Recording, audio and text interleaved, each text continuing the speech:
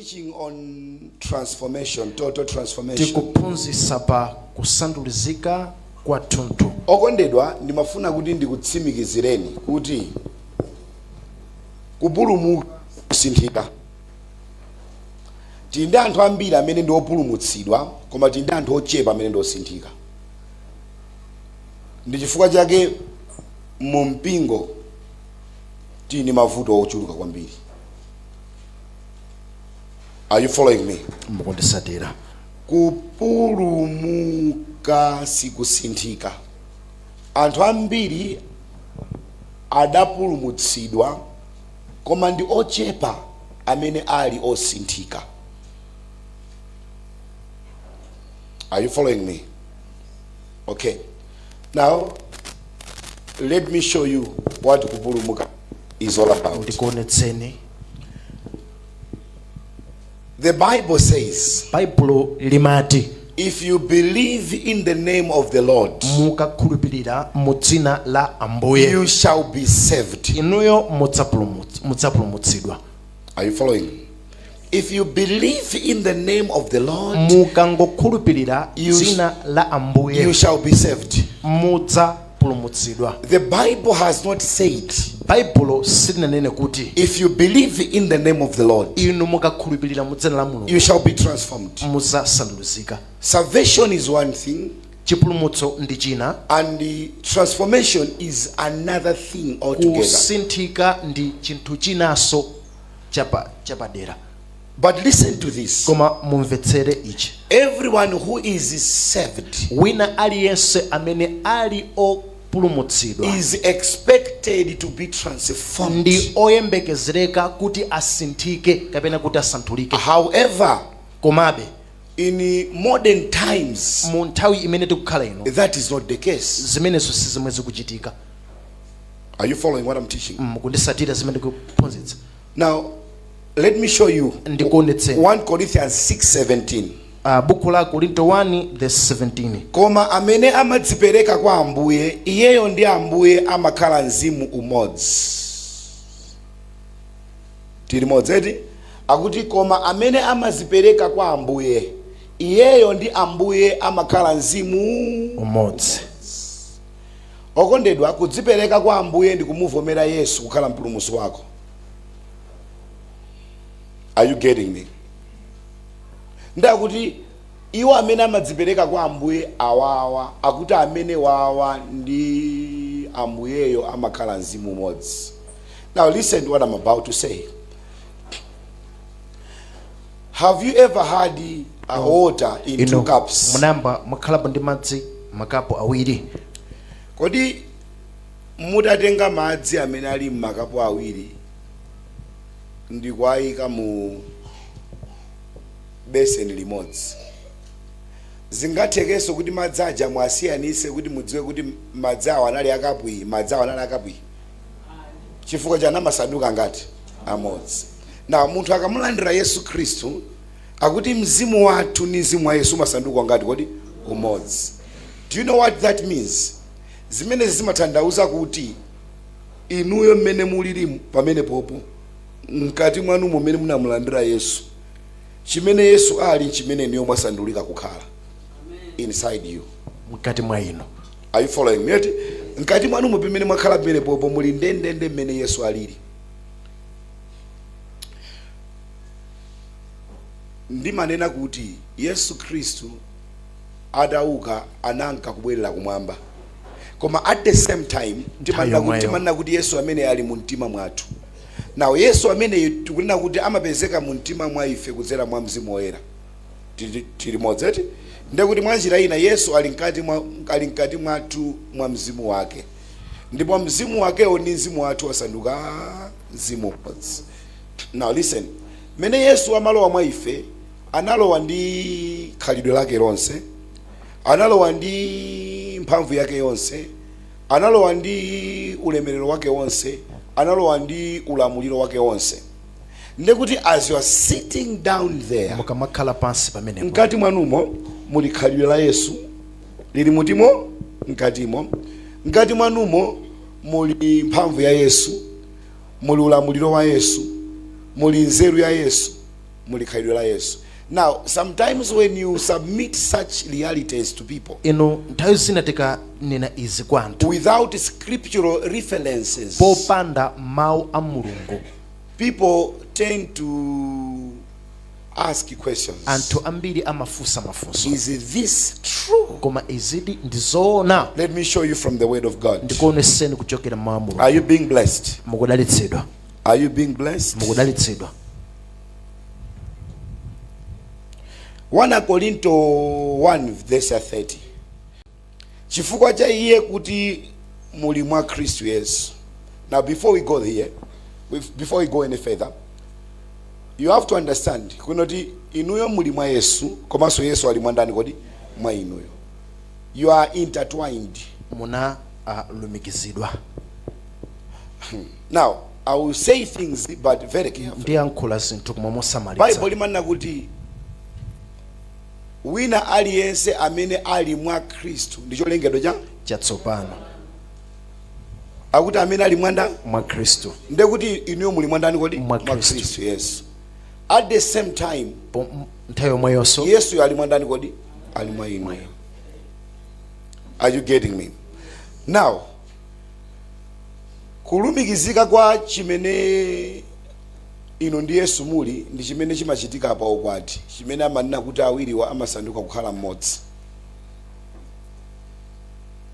Munamva pomene amadalisira ukwati amanena kuti awiri asanduka kukhala nda. Now akuti mamuna azasiya makolo ake nakaphatikizana ndi nani kodi awiri ndi uzakhala chani kodi. Do you know that one samakamba za banja. Mamuna amene anasiya makolo ake ndi Yesu Kristu, because the Bible limamutchula Yesu kuti ndi mkwati, ndipo mpingo umachedwa chani kodi mkwatibwi. Ndifo chake izakupanga achinanduluizi za ukwati wapa chalichi devil amadana nazo kwambiri. Are you getting me? Devil amadana ndi ukwati wapa chalichi because ukwati wapa chalichi ndi symbol ya chimene Yesu ali kumpingo. Kuti Yesu ndiye mkwati, mpingo ndi chani kodi mkwatibwi. And if you understand the context ya banja, mudzaona kuti mkazi amasanduka responsibility ya mamuna. Ndifo chake mudzaone kuti tsiku la ukwati bambo wake ankazi amazampereka kwa iwe, iwe umati ukusangalala, koma iwo aja amanena kuti uyu mmanja mwanga watani kodi ali mmanja mwa iweyo, uzinjesa uzimveka akadwala uzipisa kuchipatala uzimusamala. Now because young men are not properly trained, chifukwa choti achinyamata sanaphunzitsidwe bwino, amaona ngati banja ndi 50-50 kuti tonse timafikira level efanana. Kulibeko banja limene mamuna ndi mkazi amakhala level imodzi. A woman is your responsibility mkazi wako ndi as a udindo man. wako ngati iwe mamuna. Are you getting me? Now but listen to this. Mumvetsetse A woman is called a helper, mzimayi amatchulidwa kuti othandiza, and mzimu woyeraso amatchedwa a helper. Both a woman and the Holy Spirit, mzimayi ndi mzimu woyera they are called helpers. onsewa amatchulidwa kuti othandiza. That now tells you the power of a woman. zikudzani mphamvu imene mzimayi ali nayo. I will submit this. ndi pereka chinthu ichi, If you marry wrongly, ukakwatira molakwika, your destiny is compromised as a man. tsogolo lako ngati munthu wamuna limakhala losokonekera. And if you're a woman, ngati uli mzimayi you marry a man without understanding his destiny, wakwatiwa ndi mamuna amene samvetsetsa tsogolo lake, that marriage will not last. banja limene losilikhazikika. Imagine if this woman says, you know, ineyo ndikumva kuti zotumikirazi ndikumva kuti simbali yanga lero azindiuza pano pale dali zotumikira simbali yawo lilimba. Ayi. Now I've not lost my direction. sindinataye kumene kupita. Now Jesus Yesu is the bride, is Ndi- it? Ndio je? Timadere? And mpingo ndi bridegroom, right? So kupatikana kwa ife ndi Yesu, kwa mpanga Yesu kunyamula udindo wa ifeyo. Koma do you know, amanena kuti kwa mamuna Mulungu akudalitsa ndi mkazi, samakupasa mkazi amene ali okwana kale kapena otheka kale, koma amakupasa mkazi amene iweyo umupange chimene ukufuna kuti iyeyo akhale. Now your responsibility is to make her become what you want her to be. Ndikumpanga kuti akhale chimene iwe ukufuna kuti iye akhale. Now Jesus makes us to be like him. Yesu amatipanga ife kapena kuti watipanga ife kukhala monga momwe. In other words, if Jesus wants to express himself, ngati Yesu akufuna azonesere, he uses us to express amagwiritsa ntchito ifeyo kuti iyeyo Yesu azonesere yekha. Kuti mudziwe kuti mamuna ndi bwana muzayangane mkazi acha. Jesus Yesu does the same. Amachita chimodzimodzi. He expresses himself through us. Amadzionesera yekha kupyolera mwa ifeyo. Are you following me? Are you following me? Now remember, ife ndi Yesu asanduka ngati, ife ndi Yesu asanduka ngati, mukufuna kuphunzira nani kuti ndi Yesu tasanduka amodzi. Ine ndi Yesu tasanduka amodzi. Ndiye tione verse yakuti chifukwa cha iye kuti muli mwa Kristu Yesu amene wakhala nzeru ya kwa Mulungu kwa ife. Yesu asanduka cha nzeru ya kwa Mulungu. Kwa ndani kodi? Kwa ife. Okay. Ndiye kuti akana kuti Yesu asanduka nzeru ya kwa Mulungu kwa ife. Ndiye kuti nzeru ya Yesu ni nzeru ya nda? Chifukwa Yesu yamakhala mwa ndani. Good. Kunena kuti kulungama kwathu, chiyero chathu ndi chipulumutso chathu. Yesu asandukanso chani kodi? Kulungama kwathu, chiyero chathu komanso chani kodi? Chipulumutso chathu. Now, you know what Jesus is what we have become. Chimene Yesu Kristu ali ife takhala chimene chocho. You know that do you know that you are very powerful? Mmadzazoti ino ndinu wamphamvu. Mene mwafundira salu imenepo achemwalanga, you are very powerful. Inuyo ndinu wamphamvu. Mutimvesa bwino bwino. Inuyo musamadzione ngati anthu amba. Komanso inuyo musamadzimvere chisoni. Amuzeneba ine somvesa chisoni. Ine somvesa chisoni.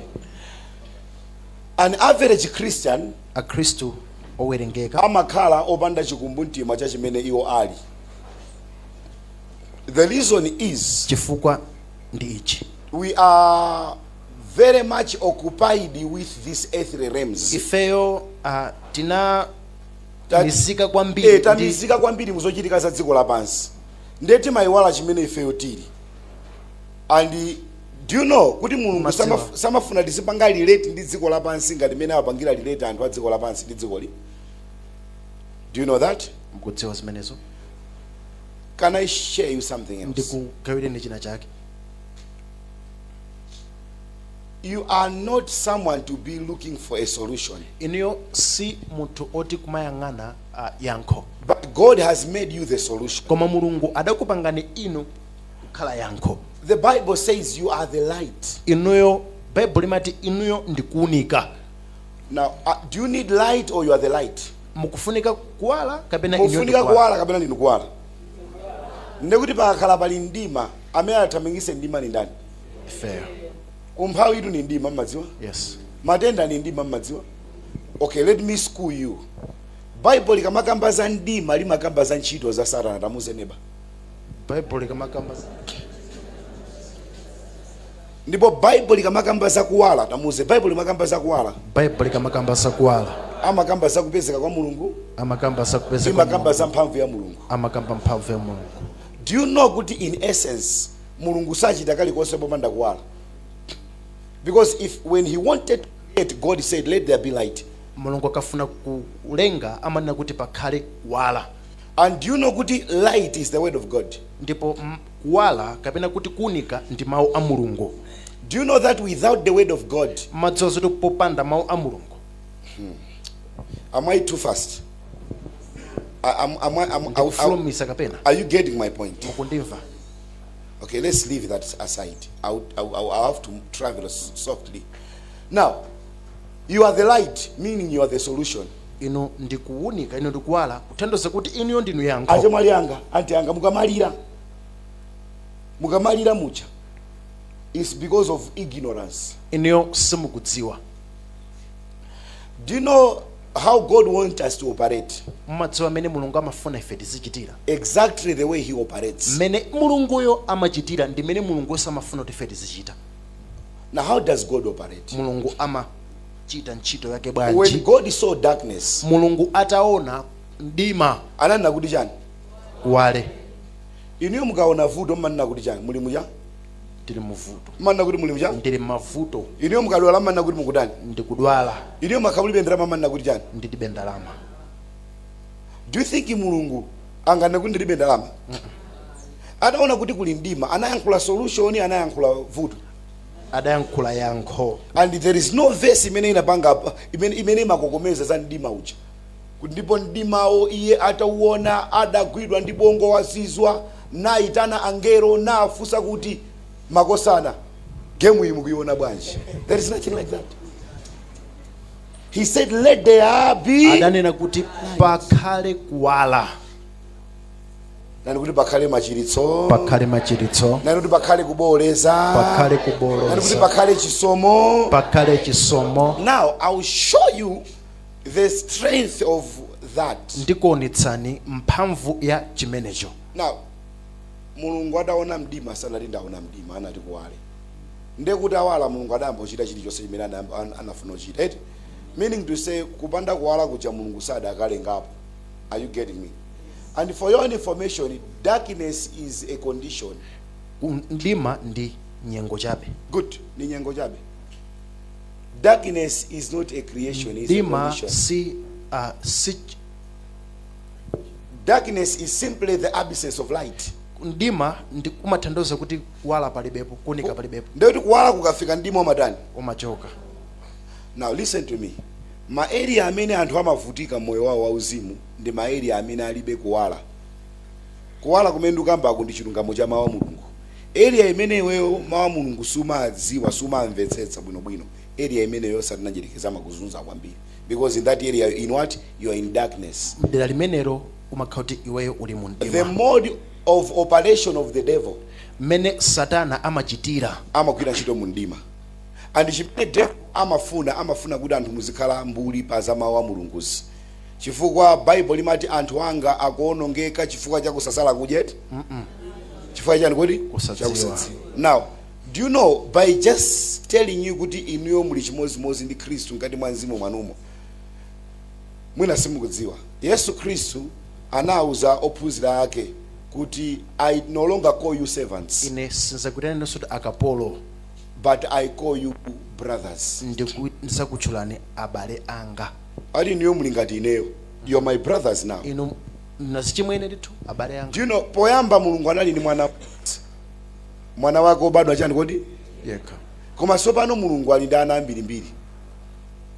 Onse okhulupirira mwa iye apa samphamvu yochedwa ana ndani kodi? Anamu. Chifukwa chani Yesu, you know, Jesus has replicated himself to every believer. Yes. Yesu wazika yekha mwa okhulupirira aliyense. Nani kuti ndini mphamvu yomwe Yesu ali nayo? ndi mphamvu yomwe Yesu ali nayo. Simu kuyankhula ndini mphamvu yomwe Yesu ali nayo? ndi mphamvu yomwe Yesu ali nayo. Ndi khalidwe lomwe limene Yesu ali nalo? ndi khalidwe lomwe limene Yesu ali nayo. Ndi nzeru zomwe zimene Yesu ali nazo? ndi nzeru zomwe Yesu ali nazo. Do you know the Bible records Solomon as the wisest man who ever lived? True Bible or false? limanena kuti Solomon ndiye wanzeru amene anakhalapo pa dziko lonse. Zoona zaboza. Do you know when Jesus came, Yesu atabwera he said wiser than Solomon is adagamba kuti here. wanzeru kuposa Solomoniyo ali pano Now wanzeru kuposa Solomon amakhala mwandani? mwa ife. Inu muni nzeru zoposa ndani kodi? Solomon. Koma mupanga ziganizo zofoira bwanji. Mupanga ziganizo zofoira ifwa jani. Because you don't understand how to tap into your treasure. simamvetsetsa mmene mungatengere zinthu zanu. Do you know? Mudziko mukhoza kukhala kuti muli miyala ya mtengo wapatali koma ngati anthu sadziwa kuti mdziko muli miyala ya mtengo wapatali akhoza mazunzika. The reason why ku DRC kudakali nkhondo mpaka napano chifukwa kuti kuli miyala ya mtengo wapatali ndi azungu amafuna kuti akatenge miyalayo ndi amafuna anthu achadzimenyana kuti atenge miyala azipita nayo. Are you getting me? The reason why Tanzania is now more interested with Lake Malawi is simple. Chifukwa choti Muli include oil mu Lake Malawi and that's not nkhani yoti sitinga makambira nali sakuidziwa ili pa news paper. Are you getting me? Now mipingo imene ikubwera njona kuti adziwa chimene chili muleke Malawi ndifanya ke mawu pa Tanzania anasintha iwo anang'amba kuti mbali imodzi yaleke Malawi ndi yawo koma atakumana kale mu history mene ankagawana partition of Africa ananena kuti malire sakhala mkati mwa nyanja,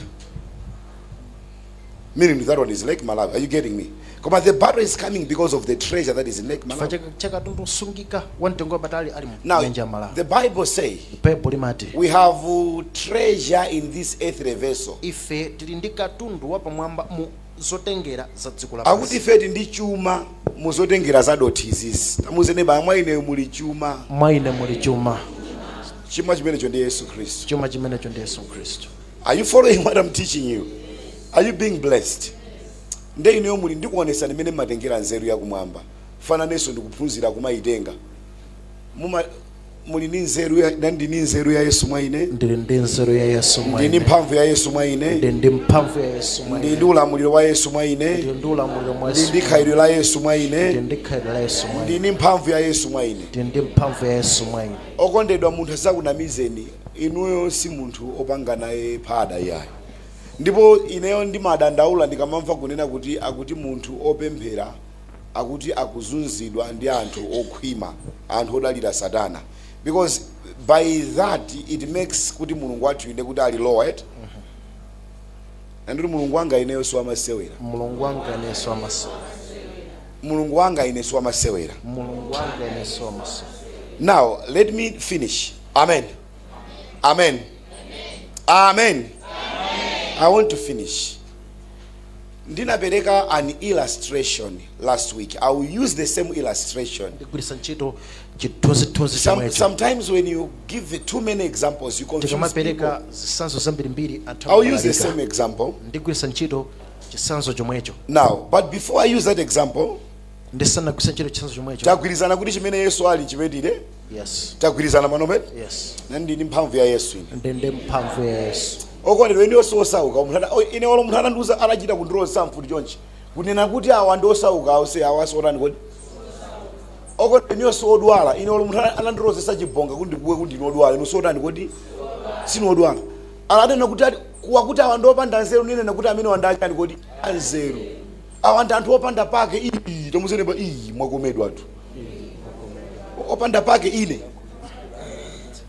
Yesu alimwaini nde mkalo opanda pake. Now mazo kuti nkazi akaotera ni mamuna olemera nkazi yonso naye olemera. Yes. Chifuka sanduka tubiri ngati kuti limodzi za mamuna yenza ndani kuti. Now zimene ziza Yesu za ndani.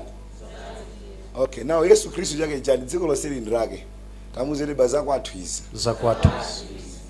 I'm telling you everything akuti ati zinthu zonse zinalengedwa kudzera mwa iye chifukwa cha iye wakolose akuti chili chose chomwe chinalengedwa kudzera mwa Yesu ndipo chinalengedwa kuti chikhale cha ndani kodi cha Yesu nde Yesu ndine mwasanduka nga za Yesu za ndani kodi ndi chifukwa chake Paulo adauza Kristu kuna kuti all things are yours adi zonse ndi zanu. Paulo lamene anangofika pongo kuyengwa koza kuti kodi zonse njani kodi ndi zanu anthu sama kupusiseni machiliso nanda mabanja abulo nanda maphunziro nandani thanzi ndirandani ntchito ndi andani siti kulimbikira kupeza zimene sali zathu koma tikufuna tikhazikise kuti khasu libwerere kwa mwini chani kodi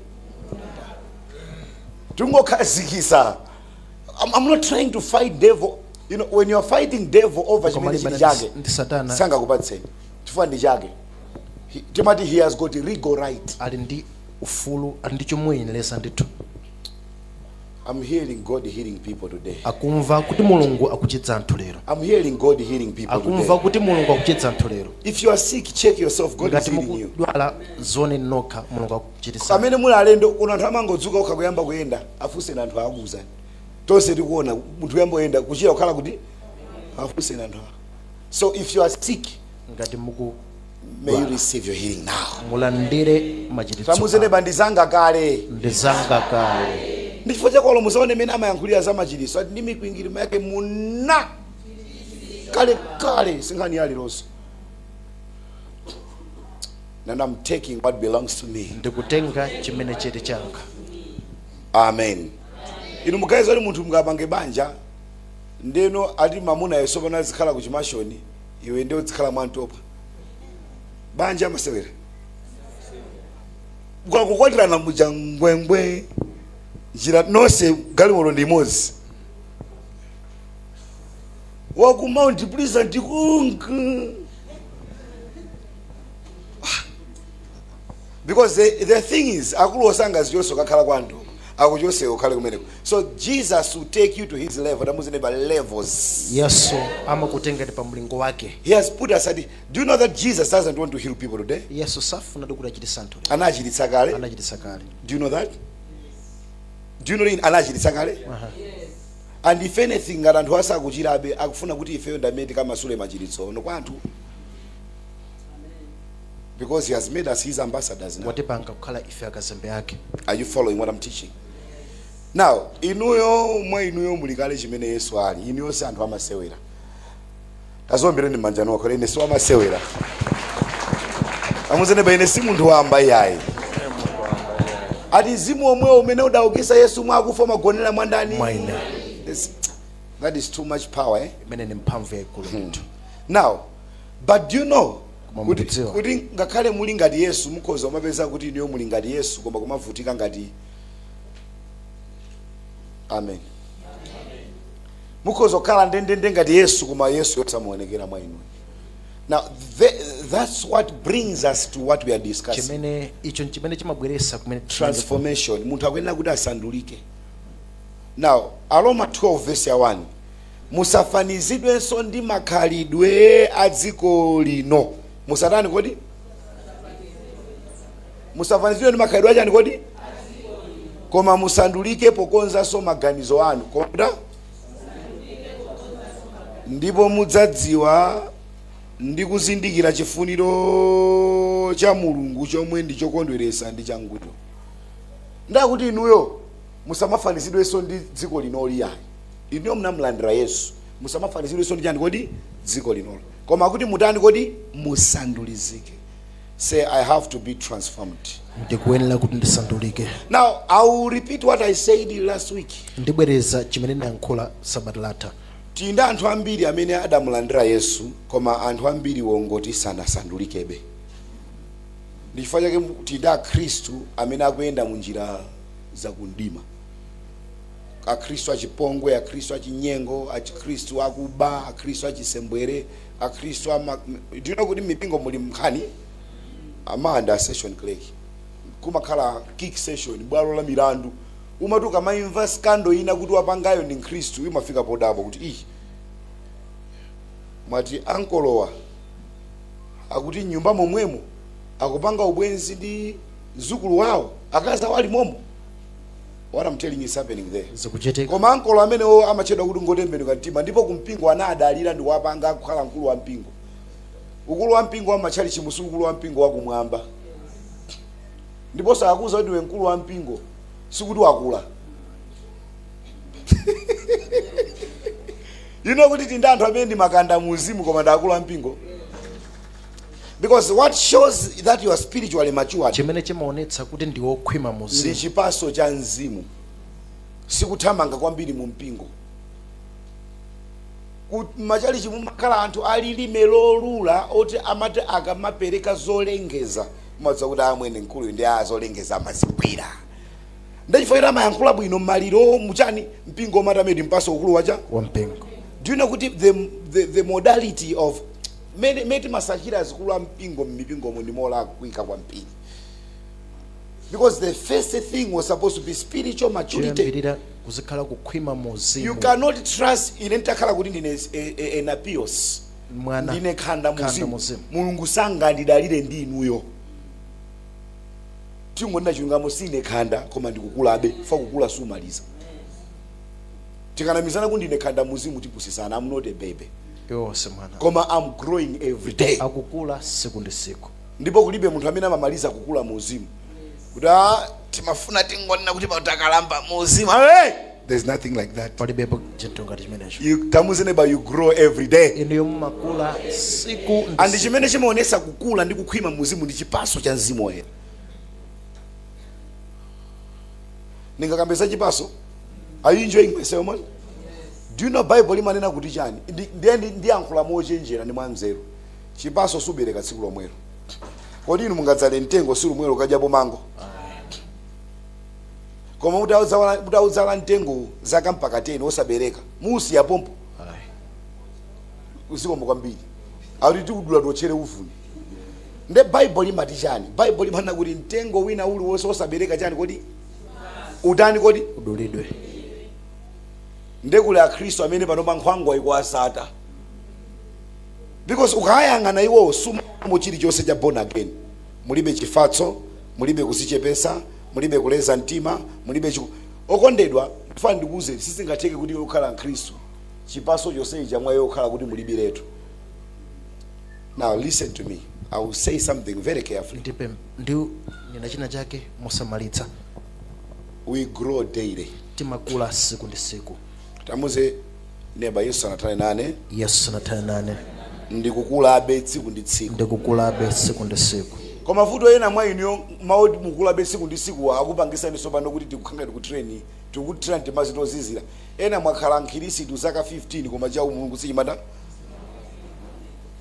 Tamuze neba muyambireso. Muyambireso. Mwayi ulipo lero.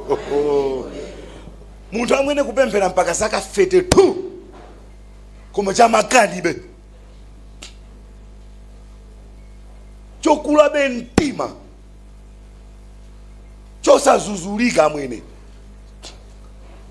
Anthu oti ukafuna kuwayankhula magusa kuti mmene mpingo unkayamba tidalipo. Mwina enanu ndi anati mautchula kuti katimba. Ndiyamba kupasa history. Do you know kuti anthu amene akhalisa mu mpingo osamakhala chiopsezo mene? Yes. Maka akhala kuti akhalisa ndi anagwa. Akhalisa ndi anati kodi? Anagwa. A story for another day. Imene nkhani ya siku lina. Nkhani yathu ikhale apa. Mulungu afuna akuti musafanizidwenso ndi makhalidwe. Nani kuti ine sindizifanana ndi makhalidwe a dziko lapansi. Sindizifanana ndi makhalidwe a dziko lapansi. Okondedwa ukamapemphera mashoko abuzoba ako amayenera kuti azionjezeka mphamvu daily. Zimene unkafulumira kuyankhula dzulo lero sudani kodi? Zimene unkapsya nazo mtima kalero lero sudani kodi? Tafuse neba Mulungu wachita chani kwa inu? Mulungu wachita chani kwa inu? Anene we can discuss iwo atani pano otani. Anene iwo Mulungu watani. Munalo otani dzulo. Lero mukutani. Analo otani. Now that's what measures kuti ukutani munthu we ukukula ukusintha. Are you getting me? Analipo ena oti munali anthu amabodza ndi amiseche. Koma panopa sino achoncho. Olo munthu ukuza ndi nkhani simupupuluma. Am I being more practical? Now let's get back to what I'm saying because I want to finish. So I'm telling you, in a cinema takuma ntima, and anthu amadziwa anapanga capitalize on that. Kuti nkulu yisanga takuma ntima. Ndipo ine ndifuna ndikuze ndidzauma ntima anso basi. That's not me. Amen. Musafanizidwenso ndi makhalidwe a dziko lino koma musandulike pokonzanso maganizo anu. Ati musandulike pokonza cha? Maganizo anu. Now, mawu amene anagwiritsa ntchito ponena kuti kusandulika mu verse iyi. Maona kuti kusandulika mu verse iyi, ndinakamba ndipo ndibwereza, ni mawu onena kuti metamorphosis. Metamorphosis imatanthauza kuti ukuchoka ku maonekedwe komanso chikhalidwe china ukupita ku maonekedwe ndi chikhalidwe chani kodi chinzake. Nde Bible akuti chimene chimatipangisa ife kusandulika ndi kukonza cha? Ndikukonza cha? Simundiyankha ndikukonza cha? Chimene chimampangisa munthu kuti asandulike ndikukonza chani kodi? Maganizo. So I'll give you the same diagram, or the same illustration. Ndikupasani chisanzo chomwecho. But today I will say it quickly. Koma lero ndigamba mofulumisa. Mwayona yet? Imene ndija? Imene ni mbodze? Mwayona yi? Chimene chili cha? Gulugufe. Kwa mudziwa kuti chinthu chimodzi. Mbozi ndi gulugufe yemweyo. Ndipo gulugufe ndi chani kodi? Ndi mbozi yemweyo. Chimene chimachitika nchona kuti pa stage amakhala kuti gulugufe ali nkati. Nde imafika stage yona kuti mbozi imakhwima. Nde imasweka amatuluka chani kodi? Gulugufe. Are you getting me? Manimvesa mnumwireti? Now, do you know kuti Yesu padakali pano alikali nkati mwanumu? Tiri moze? Now, padakali pano Yesu ngakhala ali nkati mwanumu, pakuyenera pachitike kusandulizika. Now, stage imene mbozi imati yakhwima ndikusweka kuti gulugufa atulukemo. Mene gulugufa kutuluka mu mbozi, it is called kusandulizika, metamorphosis. Are you getting me? Now, inuyo mene makhalira bene bobo Yesu alikali mwandani kodi? Mwa inuyo. Alikali mwa inuyo. Koma mukuyenera kuti mufike pa stage yosandulizika kuti Yesu yatani kodi aonekere.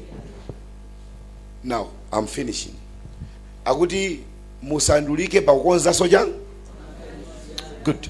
Now, munthu amayenera kuti asinthe kaganizidwe pamene wamulandira Yesu. Anthu ambiri anamulandira Yesu koma maganiza bengati anthu achikunja. Andi chimene chimasintha kaganizidwe kathu ndi mawu a Mulungu. The more we read the word of God, the more we listen to the word of God, the more we meditate the word of God, the word of God has power to affect our mental faculties. Now, let me tell you what. Munthu sasiyana nimene amaganizira. Amuzere munthu sasiyana nimene amaganizira. Munthu sasiyana nimene amaganizira.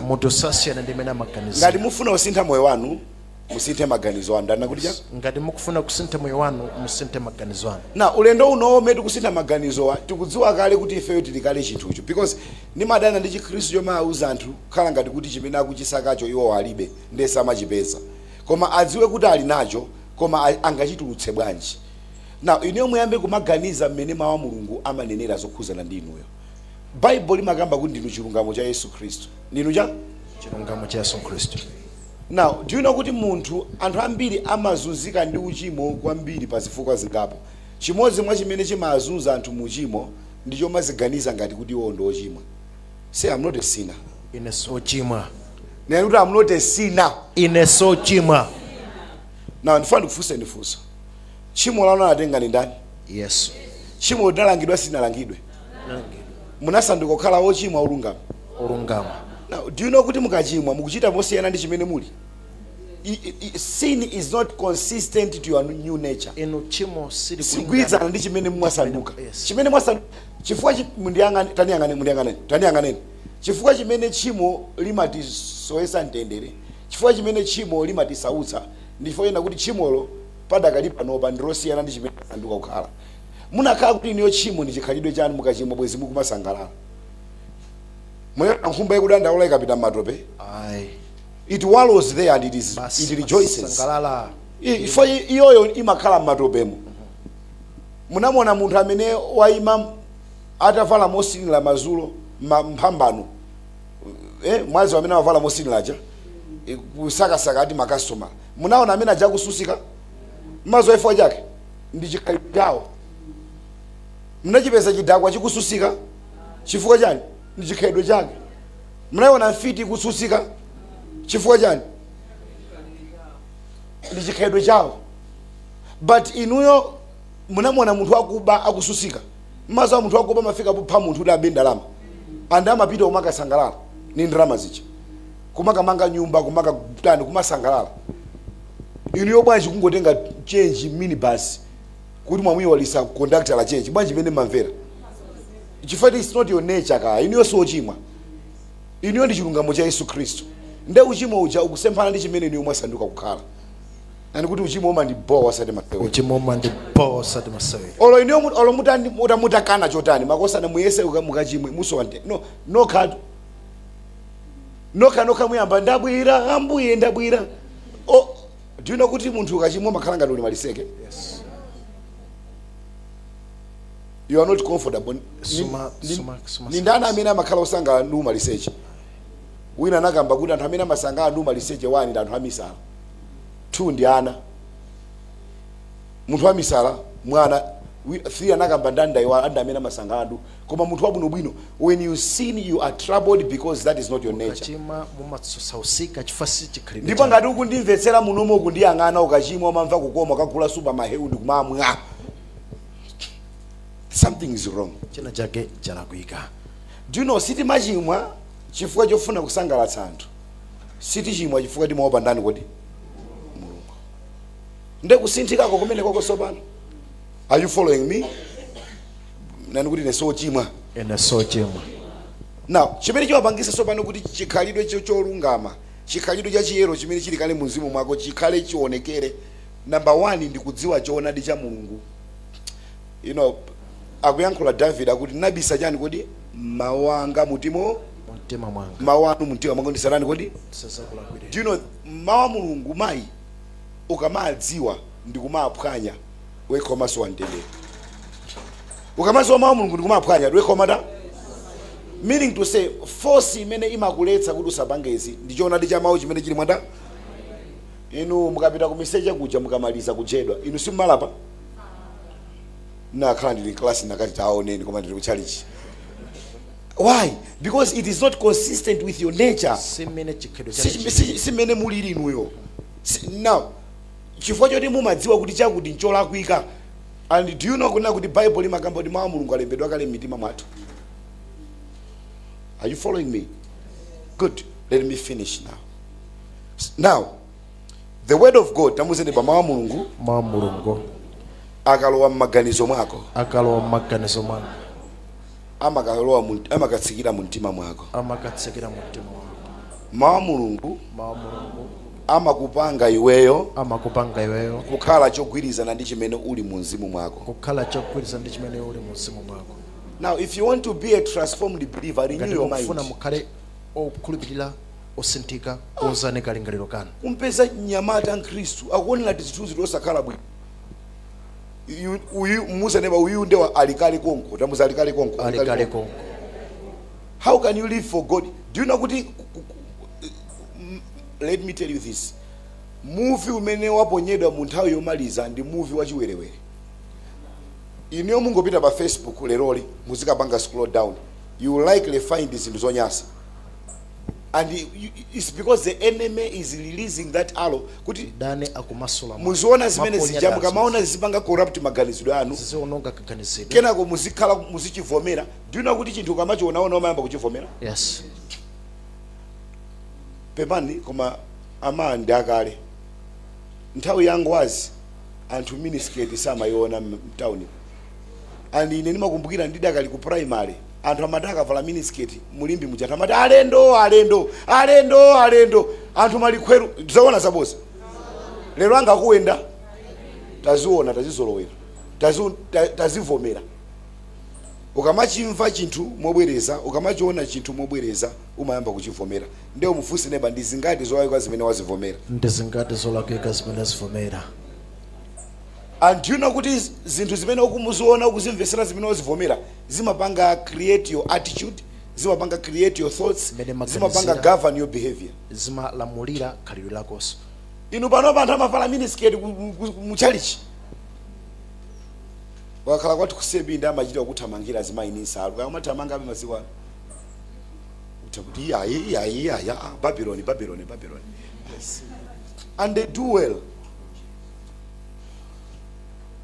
Mumadziwa kuti Mose nthawi ina yake ali muchipululu akuti anaena anali ana awansembe nemwe wala zina lake akuti atamuona Mose ankamuona ngati mwa Igupto.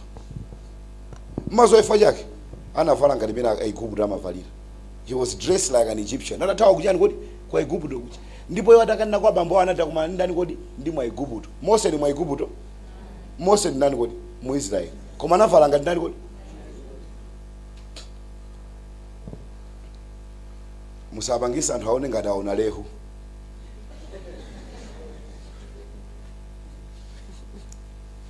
Do you love the truth? You know, I'm sorry to say this. You know, there's some even if azibusa, ine naona a certain preacher. Tatuzi, necklace, ndolo, ndio hapo wamanga rocks, kuzangu iba. He can still be anointed. Koma the problem is you are not representing Jesus. Azibusa kumapanga ngati maserebutu.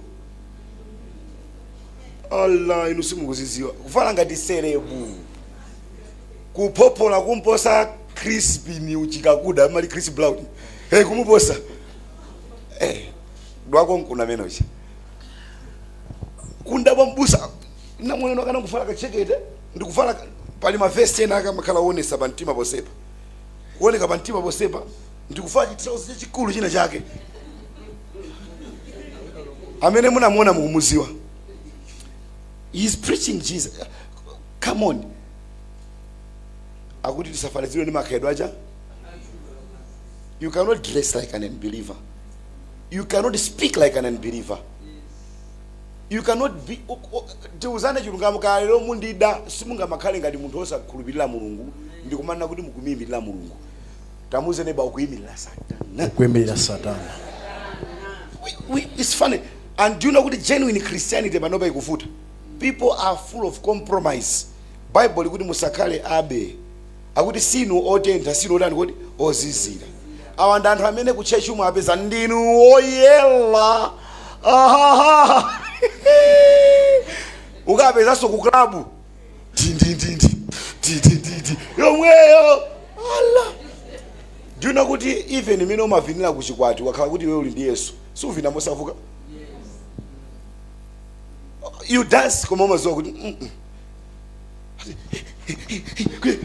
maso wate menuzo yangana mwamba zama mulomo ka upanga chani. Is this a Christian? And the same one agwire microphone libaba baba akunama simalilima amene ni maliraka. Am I teaching good? Now that's the problem.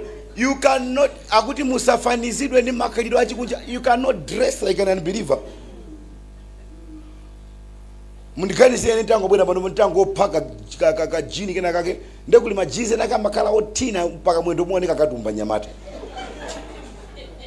nangomenja kamene kachaka nde masuka ndokulinyisaba cha mwamba china chake chipakaja mwamba chake anyamata akuchiziwa ndikufala katishe kena iko tina ngokale but I love Jesus. Allah ko wira ndikire siyake ena yake yantanda basi ndikatele ndo maso zose banja lava mbale kuti uyambe iweyo. Now we are laughing tukuseket koma mukayangana siko limene likuyendera ine naona abusa ni maibusa atakulowa nchali chikwaona maibusa awo ndekuti atinidwa kulephera kutani kodi. And you say you can cast out a demon. You know, like pali clip ina yake ku South Africa zimene mafuta ruse chiwanda china mukanatu chinamuza kuti forsake chiwanda kumuza zimayi nanda kuti yes akuchita bwino ndipo chiwanda chakhala cha ulemu china kakuchapa because chikuona kuti nonse mulangati kuti ufumu mozi sumata sokirana. You can you know, when I began deliverance ministry mwina simudziwa deliverance ministry, God gave it to me as a gift like that. Inango daba aziwanda zambo ruluke ene sinembe ndapemphera kuti nango daba aziwanda zupanga confess. And kwamba nikaona ngati joke. Koma sitayamba no nkhondo nazo nkhondo sana mizira. Izinzeni zenis. And there was a day we prayed for a certain lady tukumpanga deliverance. Maso kuti deliverance inayamba mthainga lino. Anthu anapita makwawo tinkachoka kuno madzulo mafolo. That's when I knew, okay, deliverance is real, eh? Ningobanga put the record straight. Some men of God don't believe in deliverance. Kumakhala kusakumana nazo. Only good deliverance ilipo pawili pali ya mawu. Yoyamba ndiyo tukamulandira Yesu wapulumu odelivika. Yachiwiri tukamulandira mawu Mulungu makhala kudelivika. Yachitatu tiyalane manja out. Malawi Defensive Force. Tiyalane manja out. So tamuze neba mukusandulizika ino mwafika lero. Weka usifika po maji usisusika. Are you getting it? Tamuze neba muzisusika ino mwaonjeza. Susika. Awelezeni muzisusika. You know, there are moments as a Christian I speak wrongly to my wife. When I speak my wife is here, she's here. There are moments I speak wrongly, When I realize I have offended her, akazindikira kuti I tell her, I say sorry. I have to say sorry. amakapepesa ndithu. That is a nature of a born again. Ndimene obadwa mwasopano amachitira. Do you know kuti nantu akhristu asapepesa? Kula ali kopa kupepera. Makazi bambo anthu amuna fende kupepesa kumativuta. Ndivomere kuti ndalakwisa ineyo. Nditsika maweti. No, in fact ukamapepesa ukamalakwisa umakhala kuti ukukwera maweti because umalemekezedwa kwambiri. People know you are a man of dignity. Amen. Akazi ako samakulemekeza ifa choti umaopseza. Amakulemekeza ifa kwa umaonesa Yesu. Amen. I want you to say, my man of God. My man of God. Why? Because I am trying. Now I'm finishing. The word of God. Mawu Mulungu Asinthe kaganizidwe kanga. asinthe kaganiza kanga. Asinthe kayankhulidwe kanga. Asinthe kayankhulidwe kanga. Asinthe kaonedwe kanga kamoyo. Asinthe kaonekera kanga moyo. Finally, brethren, word ija imafunika muziwerenga daily. Chikristu ningati maphunziro amene subanga graduate. Umayenera uziphunzira daily. You need to study the word daily. Mukwenera kuti muziwerenga mawu Mulungu. You need to listen to the word of God. Mwaona akupanga record apa pa Facebook. Mupiteso kunyumba mukayionereso. You need to listen to the word of God daily. Simangofuna kuti makumana kamozi funa kuti padakali pano pali zifukwa zingapo 1 tilibe malo athu. 2 ine simakhulupirira kuti mikoma na masiku ambiri koma simene makumana kawiri pa wiki. 2 days.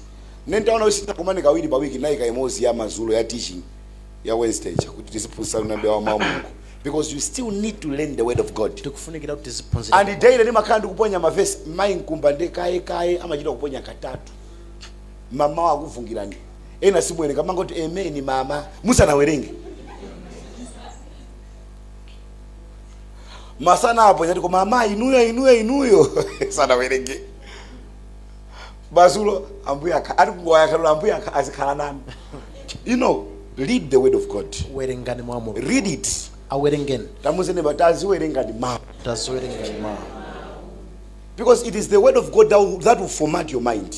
Mawu Mulungu ndamene amasintha malingaliro anu. Ndamene adabwerese kusandulika. Tamuzene ba uzimvetsera mawu. Uzimvetsera mawu. Ine ndimadaba muno ndisama ndipempha ma teaching. Anthu amene amandipempha ma teaching ndi anthu akutali. Tufuna ma teaching anu. Somebody asked me, how can I get your teachings? Ndikapeza bwanji ziphunzitso zanu. I don't know. When I appear in malodo anthu ata nthawi zambiri ndimapanga appear kwa pasa professor in true sense. Anthu ambiri amene abwera kwa ine munandipasa professor. Kapena munandipasa deliverance. That's what is happening out there. So kuti ndifuna ma teaching anu. Muno motere kwa ma teaching ena amene dagawana munazitaya munazidilita. Koma ngulola kusunga nyimbo. Akuti hii kusangopeseka mwayi wa unkhoso nzakaivina. You are keeping a song and you are deleting a ceremony. Kusunga nyimbo. Tamuzene ba God forgive you. Ngokhulukireni. You ukatenga phone yanga zambiri ni mautenga. My ceremony. You listen to the word of tamuzene ba word itaziti tamuzene uzitafuna word uzitafuna kuzitafuna. Mawu kumaja kumatafuna mawu. Wedi uziwerenga kumafika pomaiganiza munthu sunga yambe siko panda vesi limene ukulingalirapo padzikhala vesi imene ukuyenda nayo. It is the word of God that will bring Christ out of you. Amutulusa Yesu chaonekere. Are you getting me? Now ndikamabweraso ndekuti ndifuna sopano ndipange establish the efficacy of the word. Tisakhazikise mphamvu kapena kuti chita kwa mawu. And ngati uli membala wa GGM opanda chilichonse chovuta nchosokoneza osajomba wiki ya mawu. Because teaching ya wiki ya mawu ndi teaching imene ili foundation ya utumiki uno word mawu Mulungu. Amen. Amen. Hallelujah. Madalitsika. Nandu mawu Mulungu si information chabe. Si utenga chabe. Koma ndikalilole. Kumandikalilole. Ndikamayang'ana mawu Mulungu. Ndikamangana mawu Mulungu. Ndimaziona chimene ndili kudzera mwa Yesu. Ndimaziona chimene ndili kudzera mwa Yesu. Kudzera mawu Mulungu. Kudzera mawu Mulungu. Ndimakana china chilichonse chimene chisakufanana ndi Khristu amene ali mwa ine. Are you getting me? Ndeti yambe okana zinthu nena kuti ine sine odwala, sinodwala, ine sine mphawi. sine mphawi. Chikutu semezo ndi chani kodi? Mawu. Mawu. Ena tusinauza kuzowa zochita, ena kuti achite kutiuza. Amene mpando ukomera achite kutiuza. Nangofuna kunjoyani. Ndikazoti muyimabe ambuye adalitseni. Yani kuti ine sine mphawi, sine mphawi, sine odwala, sinodwala, ine sine opanda mzeru, sinopanda nzeru. yani kuti chimene mawu Mulungu akunena ndi chimene ine ndili, chimene mawu Mulungu akunena ndi chimene ine ndili, chimene ndili mkati mwanga mwa Yesu, chimene ndikusandulika kuonekera kunja kutsopano, chimene ndili mkati mwanga mwa Yesu.